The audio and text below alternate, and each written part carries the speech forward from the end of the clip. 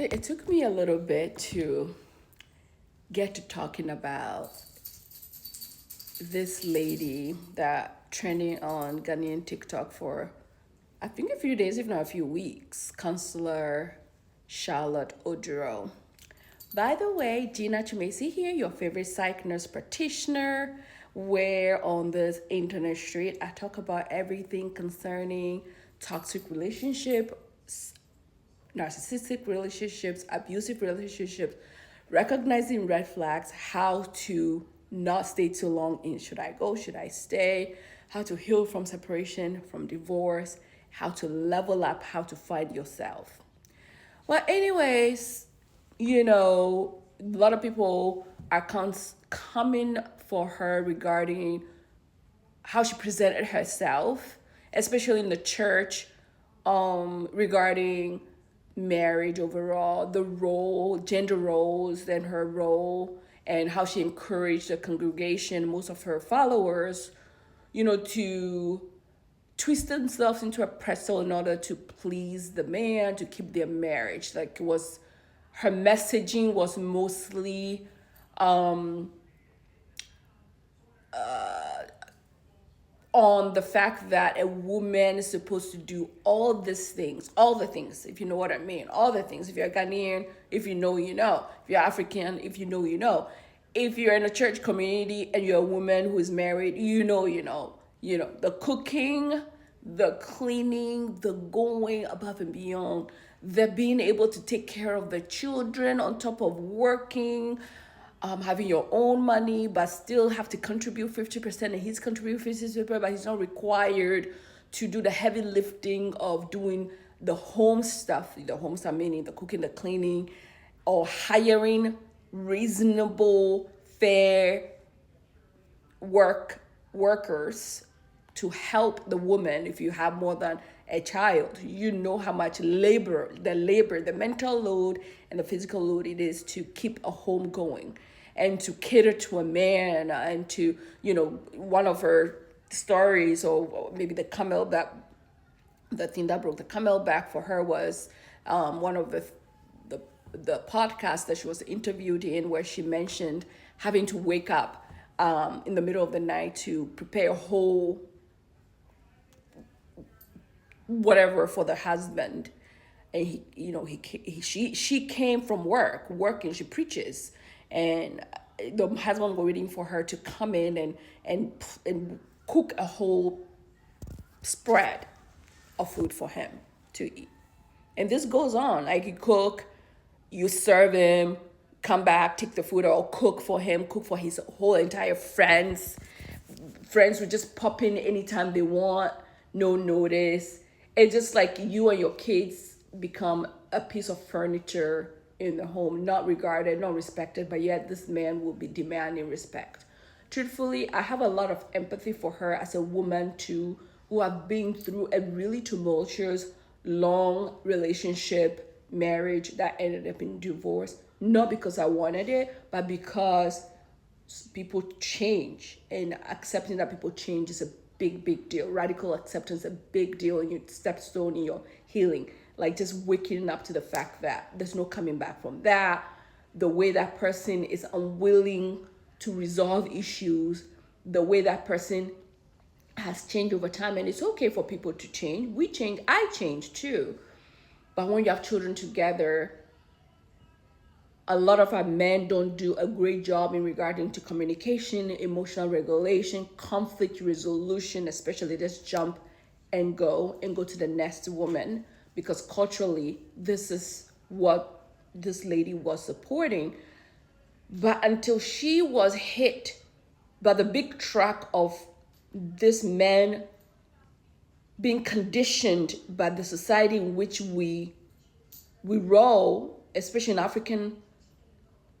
the Christian community, where the misogynistic mindset of men and the role of women, the pushing of women down, the silencing of women with the using of scripture and spirituality to keep women quiet and silent and in a submissive role, led to her now having this divorce, and now the table is flipped on her face. And now she's changing her narrative, her belief system. Yes, people are saying she needs to come and apologize for what she's done over the years. Fine, she does is great. If not, her redemption is the fact that she's speaking to the fact that it's not okay to allow an abusive man to trample all over you. Look at her before and after pictures, even when she was in the marriage versus when being out of it, how she looks refreshed, rested. She's now embracing doing her hair, doing her makeup. Way before all these things where she was like, her hair was always wrapped. The fact also is to look at that when you're with an abuser, you find ways to do things to appease the abuser so you can tolerate being with them. So when as a psychiatric nurse practitioner, I can vouch to the fact that maybe in those times she was embracing the ideology of the man. Because sometimes you just roll along to keep the peace. So you kind of try to mimic that partner, even when you know they're wrong, in order to not rock the boat, in order not to feel like you and your children are constantly walking on eggshells. Because a lot of these men act one way outside the home, and they're brutal inside the home, from emotional abuse, spiritual abuse, physical abuse to you, the woman, and the children. The children are literally afraid of that man. When they walk through the door, they're shivering, they're scared, they don't constant. And this is not the way some of us are trying to raise our children. So they have a voice. The girl child has a voice. The boy child has a voice as well, and knows better and knows how to treat their partners, their girlfriends, their fiancés, their wives in the future. So this generational patterns of trauma in relationships, especially when it comes to African communities, doesn't keep repeating. Oh, sorry, but I'm so passionate about this bullshit. But anyway, so two things. She probably was trying her best while she was in a marriage, based on some of these stories that are coming out, from what she had to endure and what even her children had to endure while she was in that relationship. I've been there. I was in over a decade-long marriage, church woman, all of it. My ex was the one who brought me to the church. And then he flipped and he switched once, and then he had more market, more women were throwing themselves at him. And this happens all the time. I share my story, not to bash my ex by any means, but to women like me, to women like Charlotte Oduro, to women like many other in between.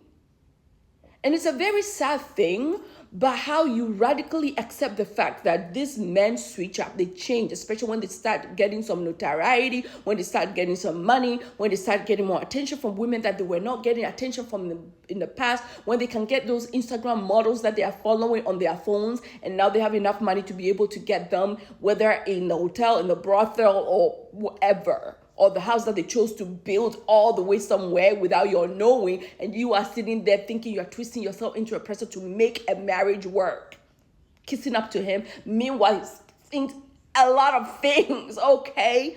So give Charlotte Oduro a lot of grace, because now she's seen the light. She's trying to be more feminist. She's trying to embrace this idea of centering yourself, not centering when she goes back to school, blah, blah, blah, all this stuff. I'm here to speak on that a little bit, to say, sending her so much love. She's doing the thing, but it could be a great idea for her to revert back to some of the ideologies that she had before, to speak on it and say, hey, I didn't do well. I thought that was the way it's supposed to be. Oh, I've been there too, because you just drink the Kool-Aid and you think the Kool-Aid is to be drunk that way, and then you're drunk on the Kool-Aid and you act accordingly. But when that mask come off and you brutally wake up, you're like, damn, what was I doing? Okay, bye.